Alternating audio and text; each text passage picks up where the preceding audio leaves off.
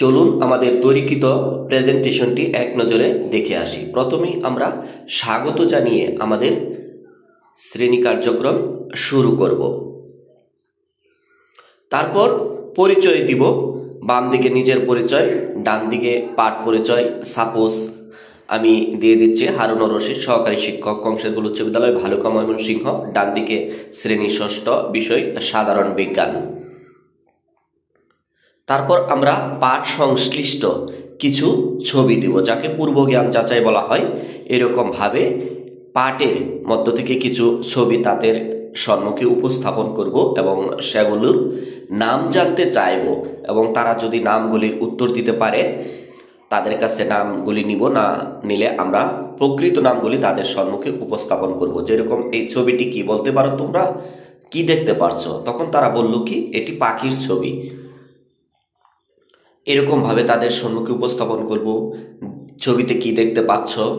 তো তারা যদি বলতে পারলো যে এটি মশা, তো মশা না বললে আমরা বলে দিব এগুলি মশা। তারপর এরকমভাবে তাদের সম্মুখে আমরা কিছু পিকচার উপস্থাপন করব। তারপর তাদের কাছ থেকে পাঠটা নিয়ে আসবো। যেরকম আজকের পাঠ হচ্ছে জীবজগৎ। জীবজগৎ নিয়ে আলোচনা হবে। তারপর আমরা কি দিব? শিখনফল। এখানে আমি আমার শিখনফল দিয়ে দিলাম। এই পাঠ শেষে শিক্ষার্থীরা জীব কি তা বলতে পারে, জীবের প্রধান প্রধান বৈশিষ্ট্য ব্যাখ্যা করতে পারবে। এরকমভাবে আপনারা যার যে বিষয়গুলি আছে এরকমভাবে শিখনফলগুলি দিয়ে নেবেন। তারপর আমরা মূল পর্বে চলে যাব। পাঠ নিয়ে আলোচনা করছি যে নিচের ছবিতে কি দেখতে পারছো, একটি ছবি দেখাইলাম। তারপর বললাম এই ছবিগুলির নাম কি, যেমন গাছপালা, পশু পাখি। এরকমভাবে বিভিন্ন আমি ছবিগুলো তাদের সম্মুখে কি করলাম, উপস্থাপন করলাম। তারপর এই পাঠ নিয়ে একটু আলোচনা করলাম যে জীবের প্রধান বৈশিষ্ট্য, যাদের জীবন আছে তারাই জীব। এইরকমভাবে কিছু তাদের সম্মুখে উদাহরণগুলি তাদের সম্মুখে উপস্থাপন করলাম। দেখেন এই উপস্থাপন করাটার মধ্যে এবং তাদেরকে পাঠ নিয়ে একটু আলোচনা করব। তারপর একক কাজ দিয়ে দিলাম। একক কাজের এখানে একটু বিষয় বলছি যে সময় যদি নির্দিষ্ট করে দেন যে 5 মিনিট 7 মিনিট যতটুকু প্রয়োজন সেটুকু দেওয়া যায়। তারপর আবার আমরা সেই পাঠে চলে যাব। পরবর্তী মনে করেন যে এটা 8 পৃষ্ঠা আছে, আমরা 9 পৃষ্ঠার পাঠে চলে যাব। এরকমভাবে তাদেরকে কিছু পিকচার দেখাইবো এবং তাদের কাছ থেকে সেগুলোর নাম জানতে চাইবো। যেরকম বই, পাথর, কলম, এগুলো তারা কি বলতে পারে কিনা। এরকমভাবে তাদের কাছ থেকে অবশ্য তারা বলতে পারবে, না বলতে পারলে এগুলো দেখিয়ে দিব। তারপর দিব যে যাদের জীবন নেই তারা জড়। তারপর এরকম কিছু উদাহরণগুলি আমরা তাদের সম্মুখে দিয়ে দিব। তারপর আবার আমরা পাঠে চলে যাব এবং পাঠ নিয়ে তাদের সম্মুখে কিছু আলোচনা করব।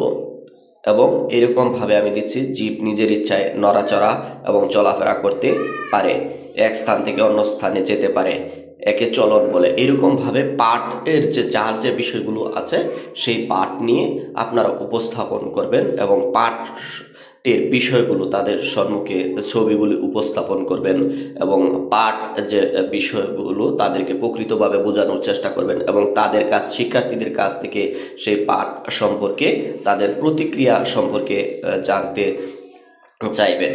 এরকমভাবে তাদের যে এই পাঠের মধ্যে যে উল্লেখযোগ্য পিকচার এবং পিকচার দেওয়া যায়, এইরকমভাবে পিকচারগুলি তাদের সম্মুখে উপস্থাপন করবেন এবং তাদের সামনে পাঠ নিয়ে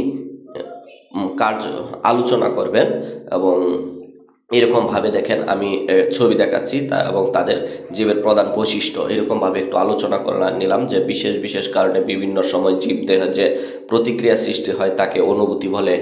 এরকমভাবে যে যার যে বিষয়গুলো আছে সেই বিষয়ের উপর পিকচারগুলো তৈরি করবেন এবং কিছু আলোচনা করে নেবেন এবং তাদেরকেও সেই আলোচনায় অংশগ্রহণ করাতে পারেন। এরকমভাবে আমি আর দিলাম জীবের প্রধান প্রধান বৈশিষ্ট্য। একটি জীব পরিবেশের সাথে নিজেকে খাপ খাওয়াতে বা মানিয়ে নিতে পারে, তাকে অভিযোজন বলে। এরকমভাবে যে তাদের যে পাঠের বিষয়গুলো আছে, যে যে বিষয়গুলো আছে সেই পাঠ নিয়ে কি করবেন তাদের সম্মুখে উপস্থাপন করলেন। এরকমভাবে যে দুটি বিষয় আছে যে জীব ও জোরের মধ্যে পার্থক্য, এরকমভাবে পার্থক্য লিখে দেওয়া যায়। দুটি কলাম, দুটি বক্স করে নিলাম। এরকম দেখেন, জীবের দিলাম চলাফেরা করতে পারে, জ্বর চলাফেরা করতে পারে না। জীব প্রথমটা দেখালাম খাদ্য গ্রহণ করে, জ্বর খাদ্য গ্রহণ করে না, বংশ বিস্তার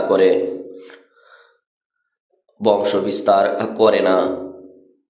এরকমভাবে তাদেরকে কিছু পার্থক্যগুলো উপস্থাপন, যদি এরকম পার্থক্য থাকে এই বিষয়ের মধ্যে, যদি কোনো পার্থক্য মনে করেন যে পার্থক্য আছে পাঠটি, তাহলে দুটি বক্স নিয়ে এরকমভাবে করা যায়, এইরকমভাবে করা যায়। এবং প্রথমটি আমরা তাদের সম্মুখে উপস্থাপন করলাম। এর যে পক্ষান্তরে যা অন্যটি যে আছে, বিপরীত যে পাঠটি আছে, সেটি তাদের সম্মুখে কি করলাম, উপস্থাপন করলাম এবং তাদেরকে বোঝানোর চেষ্টা করলাম, এবং তারাও কি বুঝতে পারছে তাদের কাছ থেকেও কি সেগুলো আমরা জানতে চাইলাম।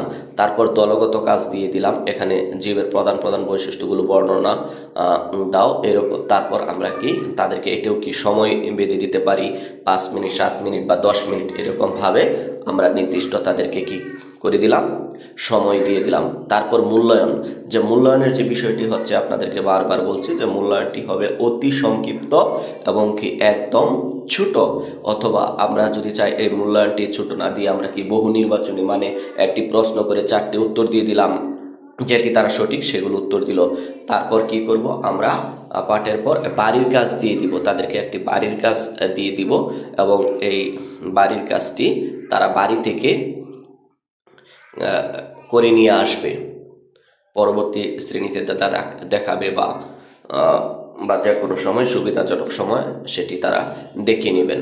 তারপর ধন্যবাদ জানিয়ে ক্লাসটি শেষ করব। আরেকটি বিশেষ কথা, যদি আমরা জোড়ায় কাজ দিতে চাই, সেই জোড়ায় কাজও দেওয়া যায়।